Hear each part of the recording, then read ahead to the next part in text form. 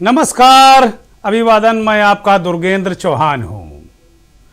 उत्तर प्रदेश में जाति बनाम धर्म की गोलबंदी इस वक्त अपने चरम बिंदु को पार कर रही है। अति पिछड़े वर्ग से आने वाले 3 कद्दावर मंत्रियों ने योगी सरकार और भाजपा से इस्तीफा देकर लगभग सपा का दामन थाम लिया है। कल मकर संक्रांति को इसका सार्वजनिक ऐलान भी हो जाएगा। सपा भी पिछड़ों और अति पिछड़ों की गोलबंदी में कोई कसर छोड़ नहीं रही है। इन सब दाव पेचों के बीच उत्तर प्रदेश की चुनावी राजनीति में जो आज हुआ वह शायद पहले कभी नहीं हुआ। आधी आबादी यानी महिलाओं को एक राजनीतिक दल कांग्रेस ने 40% टिकट देकर चुनावी राजनीति का नया इतिहास लिख दिया। यही नहीं, उत्तर प्रदेश और देश के राजनीतिक इतिहास में यह भी पहली बार हुआ कि रेप पीड़िताओं, नरसंहार पीड़ितों के परिवारों को भी कांग्रेस पार्टी ने विधानसभा चुनाव का टिकट देकर जाति धर्म से अलग नए तरीके की राजनीति की बुनियाद भी रख दी। मंथन में आज बात इसी पर।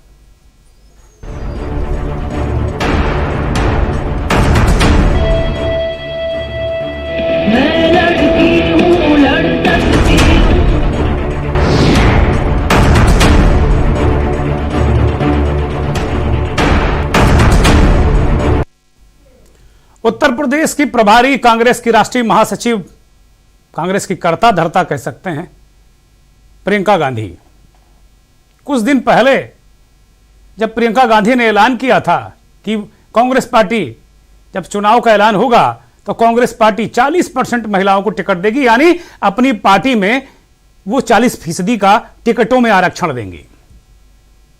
और यही बात उन्होंने कही कि जब उनकी सरकार बनेगी तो नौकरियों में भी, सरकारी नौकरियों में भी 40% का आरक्षण महिलाओं को मिलेगा।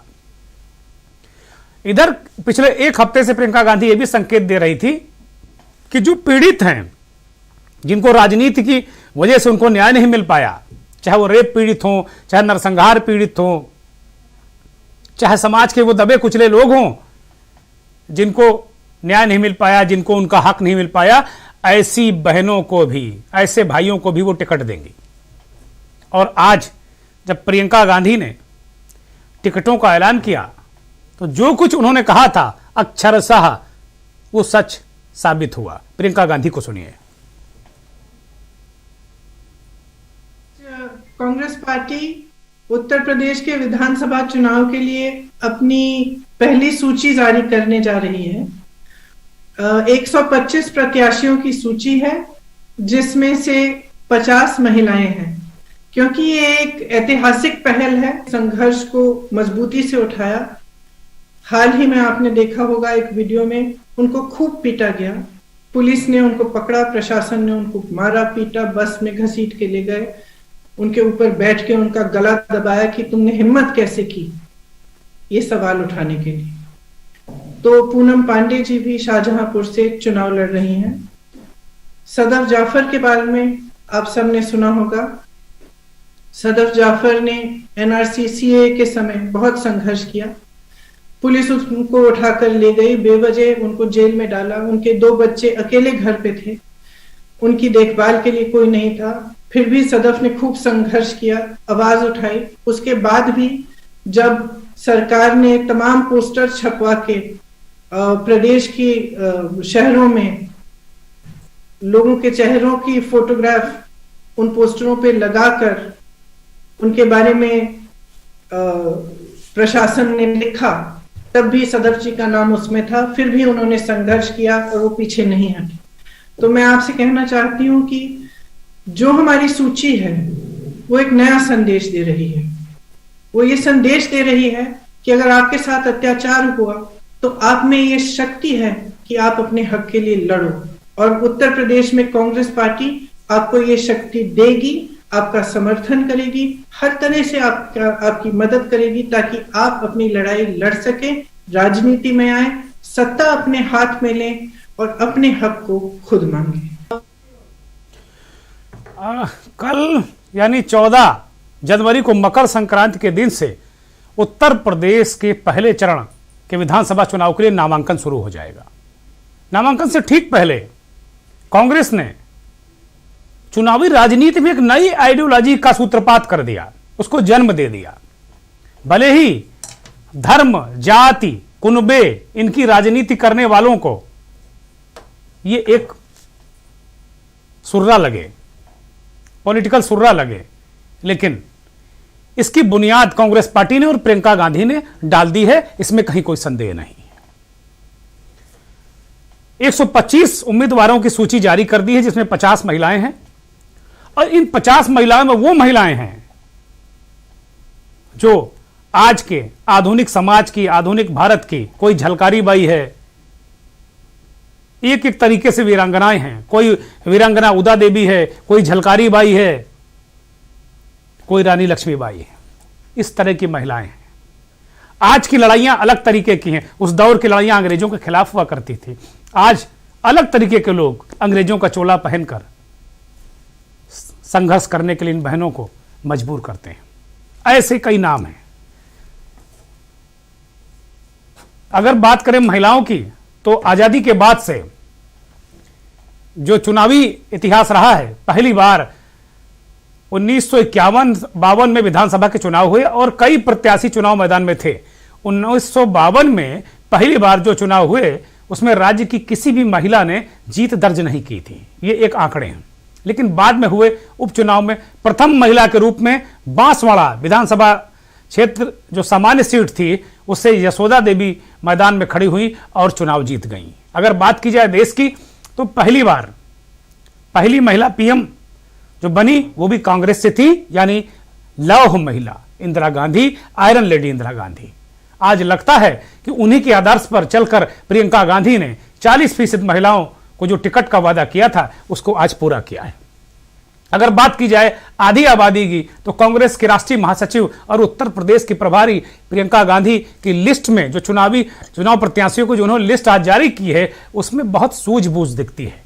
उम्मीदवारों में ऐसी महिलाओं को तरजीह दी गई है जिनका खुद का या तो पारिवारिक पृष्ठभूमि मजबूत रही है। इसमें प्रमुख नाम है पूर्व विदेश मंत्री। एक तरफ ये जो परिदृश्य भी है वो भी देखने को मिल रहा है कि एक तरफ ऐसी महिलाओं को भी टिकट दिया गया है जो राजनीतिक बैकग्राउंड से आती हैं, लेकिन दूसरी तरफ आम महिलाओं को भी टिकट दिया गया है। सलमान खुर्शीद की बेगम लुइस खुर्शीद फरक्काबाद से तिबारा चौबारा, मुझे नहीं लगता बहुत सारी चुनाव लड़ी, मुझे याद नहीं, अब फिर वो इस बार चुनाव लड़ेंगे। लेकिन सबसे जो अहम है, ठीक है, लुइस खुर्शीद, ये माना जाता है कि हर बार वो विधानसभा चुनाव लड़ेंगे, कई बार जीत भी चुकी हैं। पिछली बार हार गई तो उससे पिछली बार भी हार गई थी चुनाव वो, ये बात अलग है। लेकिन जो सबसे अहम है, जिसका हम जिक्र कर रहे हैं, जिसने उत्तर प्रदेश की चुनावी राजनीति में नया इतिहास, नया अध्याय लिखा है, वो कुछ नाम हैं आपको हम बताने जा रहे हैं। उन्नाव के रेप पीड़िता की मां को टिकट दिया गया है। उन्नाव का रेप कांड सब जानते हैं, जिसमें भाजपा के विधायक कुलदीप सेंगर सजा याफ्ता है और जेल में बंद है। उस पीड़िता की मां को कांग्रेस पार्टी ने टिकट दिया है। प्रियंका गांधी ने वादा किया था कि जिस सिस्टम ने उन्हें न्याय नहीं दिया, उस सिस्टम का हिस्सा बनिए, विधायक बनिए, नेता बनिए और अपनी लड़ाई खुद लड़िए। किसी नेता पर निर्भर मत रहिए, नेता की मोहताजी मत करिए, आप चुनाव लड़िए। दूसरे नंबर पर हैं शाहजहांपुर की पूनम पांडे। मुझे अच्छी तरह याद है, अभी जब प्रियंका गांधी को मैं सुन रहा था, लिस्ट में मैं इन चीजों को कनेक्ट नहीं कर पाया था, लेकिन जब अभी प्रियंका गांधी कह रही थी कि उन्हें पीटा गया, उनका गला दबाया गया पूनम पांडे का और बहुत उत्पीड़न किया गया, तो मुझे अच्छी तरह याद आ गया कि इन पूनम पांडे को बाकायदे हमने इसी मंथन कार्यक्रम में, हमने के न्यूज ने यह मंथन कार्यक्रम किया था, जिस पर आशा बहनों को मुख्यमंत्री योगी आदित्यनाथ के कार्यक्रम के दौरान आशा बहनों की पिटाई की थी पुलिस ने। और पूनम पांडे ने जब विरोध किया था कि उन्हें मुख्यमंत्री से मिलना है, तो इस सिस्टम ने पूनम पांडे का गला दबा दिया, असली में गला दबा दिया था, केवल उनकी आवाज ही नहीं बंद कर दी थी। और प्रियंका गांधी ने पूनम पांडे और अन्य जो आशा बहनें हैं उनको अपने खर्चे पर लखनऊ बुलाकर एक अस्पताल में भर्ती कराकर इलाज कराया था।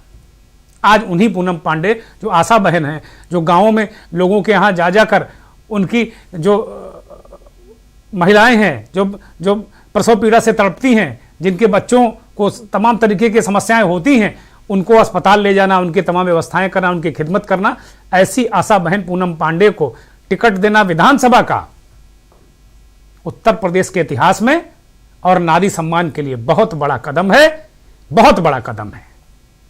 और ये विश्लेषण जो आज हम कर रहे हैं आपको कहीं मुख्यधारा की मीडिया में दिखेगा नहीं। सब जाति धर्म, धर्म बनाम जाति, जाति बनाम धर्म, स्वामी के जाने से क्या होगा, सांप नेवला नाग, इसकी राजनीति में आज दिन भर मुझे लगता है मीडिया का ज्यादा समय इसी में आज चला गया।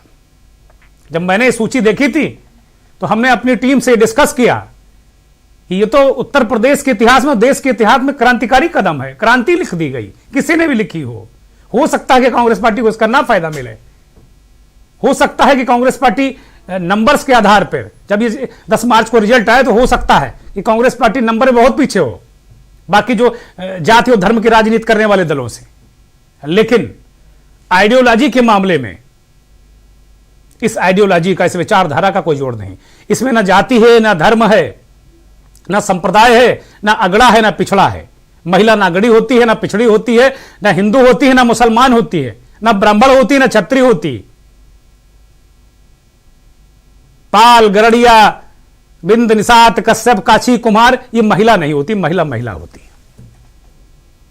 ये बहुत अपने आप में ये बहुत क्रांतिकारी कदम है भारत की राजनीति के लिए। जो बुनियाद प्रियंका गांधी ने रख दी, मुझे लगता है 1 नहीं, 2 नहीं, 3 नहीं, हो सकता कि 4 चुनाव लग जाएं इस तरह की महिलाओं के ऊपर आने में। लेकिन मैं आज इस मंच से कह रहा हूं, हो सकता है कि मैं वो दिन देखने के लिए जीवित ना रहूं, इस दुनिया में ना रहूं, लेकिन ये जो मैं बोल रहा हूं ये अमर है, अजर है, ये कहीं ना कहीं आपको मिल जाएगा। तब आप याद करिएगा कि हमने क्या कहा था। आज बहुत बहुत बड़ा क्रांतिकारी परिवर्तन है। हो सकता है 1, 2, 3 चुनाव इस क्रांतिकारी परिवर्तन को अमल में ऊपर आने में लग जाएं, लेकिन इस तरह की जो रेप सर्वाइवर महिलाएं हैं, जो नरसंहार की महिलाएं हैं, उनको अपने आप में इस तरह की चीजें देखने को मिलेंगी।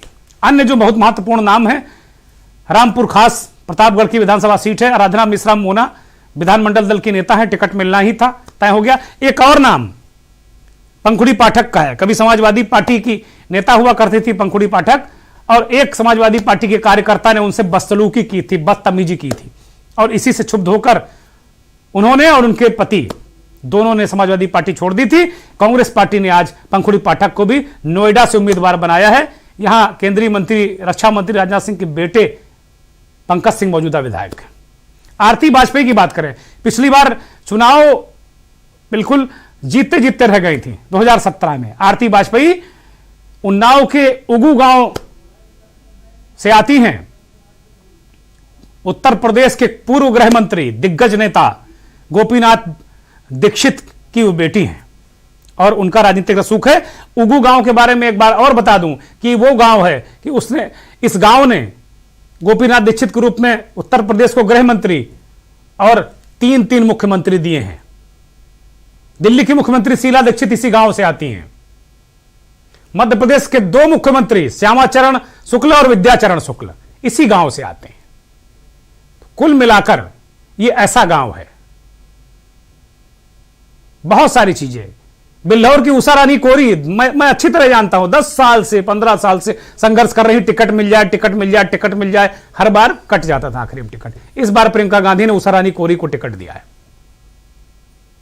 बहुत सारे ऐसे नाम है इस लिस्ट में, हम देख रहे हैं। ऐसी महिलाओं को आगे लाने की कोशिश की गई है। उर्मिला सोनकर खाबरी पीसीएस अफसर थी, हालांकि उनके पति ब्रजलाल खाबरी उरई से सांसद रह चुके हैं, उनको भी टिकट मिला है। तो प्रियंका गांधी ने सामाजिक समीकरण बहुत अच्छी तरह साधे हैं। पश्चिमी उत्तर प्रदेश के जो सहारनपुर है और जो पूरा उस तरह का बिजनौर है, उस मुजफ्फरनगर, इस इलाके में जो जाति समीकरण है, हिंदू मुस्लिम का समीकरण भी साधने की कोशिश की है कांग्रेस पार्टी, इसमें कहीं कोई वो बात नहीं है। लेकिन अगर टोटल इस लिस्ट का एक विश्लेषण और समीक्षा की जाए तो महिलाओं के लिए बहुत बड़ा दिन है आज। इतनी सारी महिलाओं को विधानसभा चुनाव लड़ने का मौका मिलेगा और एक राष्ट्रीय पार्टी से।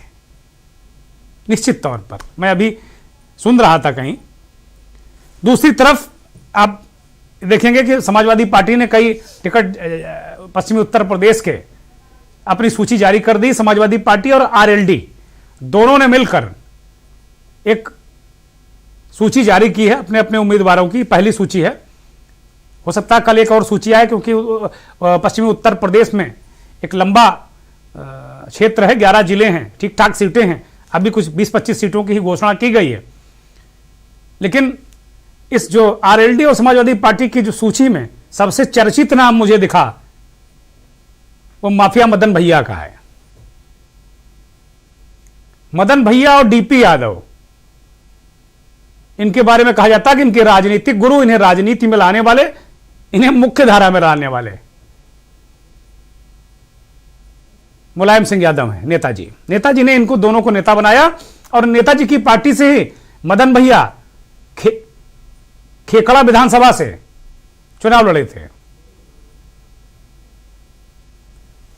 कुल मिलाकर अगर देखा जाए तो,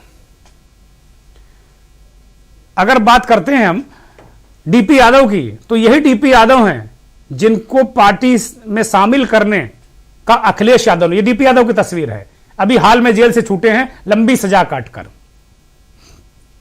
पश्चिमी उत्तर प्रदेश के कद्दावर रसूखदार नेता, कई संगीन मामलों में जेल में जा चुके, अभी हाल में सजा काटकर छूटे हैं, लंबी सजा काटकर छूटे डीपी यादव।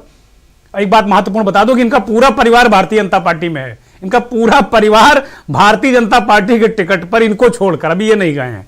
हो सकता है कि आपको 2-4 दिन में देखने को मिले कि डीपी भी भाजपा में चले गए। जो शराब के किंग, शराब के बड़े माफिया, अब माफिया शब्द अगर प्रयोग कर रहे हैं तो हो सकता है डीपी को ये बुरा भी लग जाए, लेकिन लगता रहे भाई।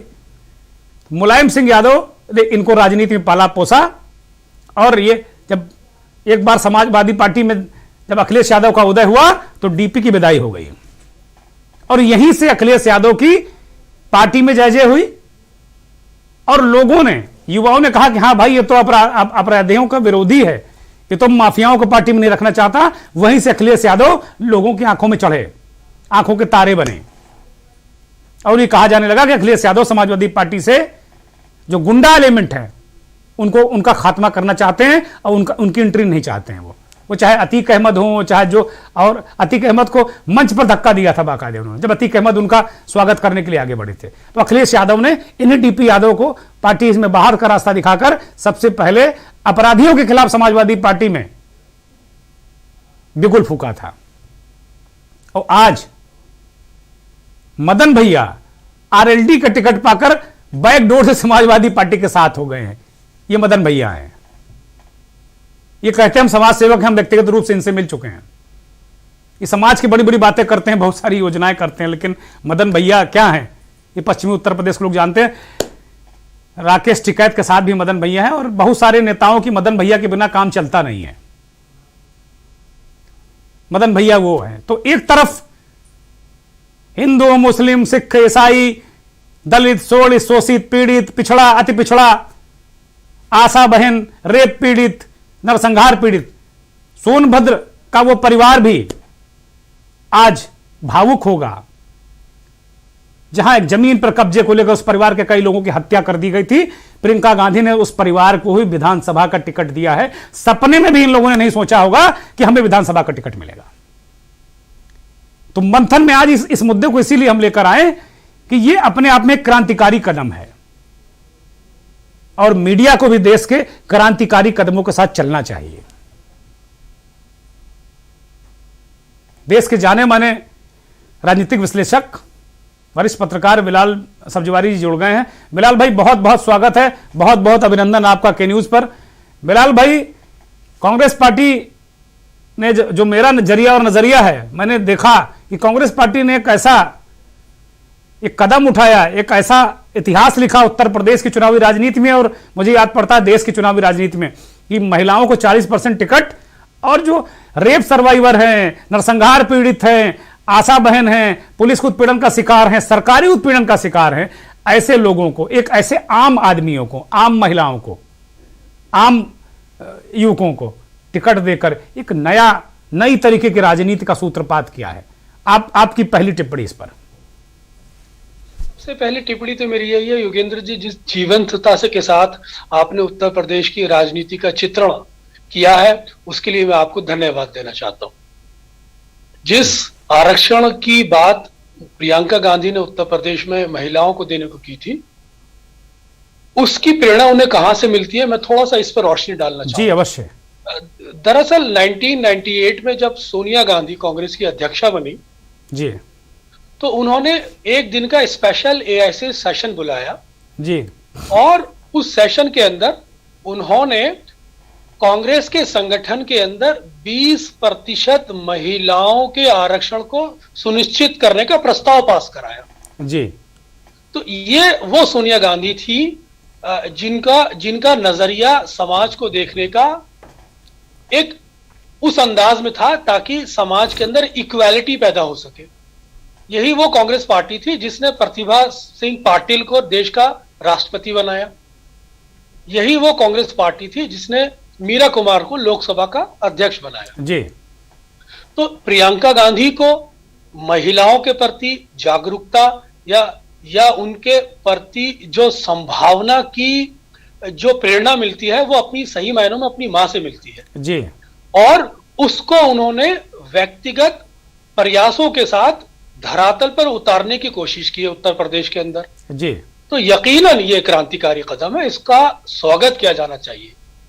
साथ ही साथ कांग्रेस की अगर पृष्ठभूमि की बात करें तो कांग्रेस पिछले 30 सालों से उत्तर प्रदेश में संघर्ष कर रही है, अपनी राजनीतिक भूमि तलाश कर रही है। तो प्रियंका गांधी ने तो जेंडर इक्वालिटी के माध्यम से 40% जो टिकट के अंदर महिलाओं को भागीदारी देने की बात की थी, उसकी प्रथम लिस्ट 125 में से उन्होंने 50 टिकट महिलाओं को देकर यह साबित कर दिया कि जिस बात का वो वादा करती है उसको धरातल पर उतारने के वो प्रयास भी करती है और उसको करके दिखा भी दिया। बिलाल भाई एक मिनट बस इसमें ऐड करूंगा, फिर आप अपनी बात कंटिन्यू करिएगा। लखनऊ की सदफ जफर को भी उन्होंने टिकट दिया है। सीए एनआरसी आंदोलन में बढ़ चढ़कर इन्होंने हिस्सा लिया था। सदफ बड़ी ही जबरदस्त सोशल एक्टिविस्ट हैं, महिला कार्यकर्ता हैं और कांग्रेस पार्टी से जुड़ी रही हैं। उनको भी टिकट दिया और इनके पोस्टर तक लगवा दिए गए थे कि भाई इनकी संपत्ति कुर्क की जाएगी। सदफ जेल में भी रही। तो इस तरीके का प्रियंका गांधी इस तरीके के लोगों को टिकट देकर, वो चाहे सदफ जफर हो, चाहे आशा बहन पूनम पांडे हो जिनका गला दबा दिया था, पुलिस ने योगी जी से मिलने की कोशिश कर रही हैं, पंखुड़ी पाठक भी उत्पीड़न का शिकार हुई। तो इस तरह के लोगों को टिकट देकर, रेप की सर्वाइवर चाहे उन्नाव की बच्ची रही हो उसका परिवार हो, चाहे हाथरस की बच्ची रही हो उसका परिवार हो, सोनभद्र का जो नरसंहार है उसके, ये इसके पीछे क्या आइडियोलॉजी है, क्या सोच है और क्या किस तरीके की राजनीति भी है? बिलाल भाई, जो मौजूदा राजनीति का जो ट्रेंड है वो या तो वो जातीय व्यवस्था से जुड़ा हुआ है या उसका दूसरा फलक है वो धार्मिक व्यवस्था से जुड़ा हुआ है। देश के अंदर या तो जातीय राजनीति हो रही है, धर्म की राजनीति हो रही है, जिसके चलते विकास की राजनीति का जो पहिया है वो पूरी तरह फंसा हुआ है दलदल के अंदर। प्रियंका गांधी ने जो एक नई राजनीति की शुरुआत की है, इसे सही मायनों में राजनीति नहीं बल्कि राजनीति के अंदर एक रोशनी की मशाल कायम जो की है, उन्होंने जलाई है। इसको हमें बहुत ही व्यापक दृष्टिकोण से देखने की जरूरत है। जिन नामों को आपने जिक्र किया है, सही मायनों में प्रियंका गांधी ने इन लोगों को टिकट देकर अपनी उस संवेदनशीलता को प्रकट किया है महिलाओं के उत्पीड़न के प्रति जिसकी वो हकदार थी। सही मायनों में कांग्रेस पार्टी ने महिलाओं को टिकट देकर एक मर्यादा स्थापित की है और ये एक क्रांतिकारी कदम है। जब इस क्रांतिकारी कदम के जब प्रभाव समाज में आएंगे तो राजनीति का पन्ना जब ये पलटा जाएगा तो लोग इतिहास में प्रियंका गांधी को याद रखेंगे। भले ही हमें इसके शॉर्ट टर्म लाभ ना मिले, लेकिन इसके दूरगामी परिणामों पर जब आप नजर डालेंगे तो दुर्गेंद्र जी ये राजनीति का पन्ना पलट देगा। देश के अंदर एक ऐसी राजनीति को स्थापित करने की कोशिश की है प्रियंका गांधी ने जिसको शब्दों में बयान नहीं किया जा सकता। वो संवेदना की राजनीति कर रही हैं, वो संवेदनशीलता की राजनीति कर रही हैं, वो सरलता की राजनीति कर रही हैं, वो उत्पीड़ित समाज के साथ, परिवार के साथ खड़े होने की राजनीति कर रही है। सही मायनों में अगर कहा जाए तो वो इंसाफ की राजनीति कर रही है। जी, तो मैं नटशेल में यही कहूंगा कि वो प्रियंका गांधी ने जो महिलाओं को टिकट में भागीदारी दी है और जेंडर इक्वालिटी को जो स्थापित करने की कोशिश की है राजनीति में, ये राजनीति नहीं, सही मायनों में आदर्श इंसाफ की राजनीति है। जी, बहुत बहुत अच्छे शब्दों में बिलाल भाई कहा, आपने बताया। और मैंने भी ये कहा, मैंने अपने दर्शकों से कहा, जो बात आप कह रहे हैं, मैंने ऐलानिया कहा कि हो सकता है कि 1, 2, 3, 4 चुनाव लग जाएं इस तरीके की राजनीति को स्थापित होने में। सारे दल इस तरह की राजनीति पर आए, उसमें बहुत समय लग जाए, या कांग्रेस अपनी ये जो अलग तरीके की राजनीति है, इक्वलिटी की राजनीति, पीड़ित शोषितों को आगे लाने की राजनीति, जो मूल अवधारणा है कांग्रेस की। तो अगर इस तरह की राजनीति को हो सकता है कि 20 साल लग जाएं, 25 साल लग जाएं, एक लंबा वक्त लग जाए। हमने ये भी कहा अपने दर्शकों को, हो सकता है कि आज की बात जो मैं कह रहा हूं इसकी तस्दीक करने के लिए मैं रहूं या ना रहूं, लेकिन जो कुछ ये आज मैं बोल रहा हूं, बिलाल भाई बोल रहे हैं, ये रिकॉर्ड रहेगा। आगे की पीढ़ी इसको देख सकेगी कि हमने बिलाल भाई ने क्या बात कही थी जब कांग्रेस की पहली लिस्ट उत्तर प्रदेश के 2022 के चुनाव में आई थी। तो ये हम लोगों ने क्या बात कही थी, ये ऑन द रिकॉर्ड रहेगा, ये अमिट है, ये अजर है, अमर है। इसी बीच एक और खबर आ रही है बिलाल भाई, हम लोग एक युगेंद्र भाई, मैं एक और बात कहना चाहूंगा आपको जी।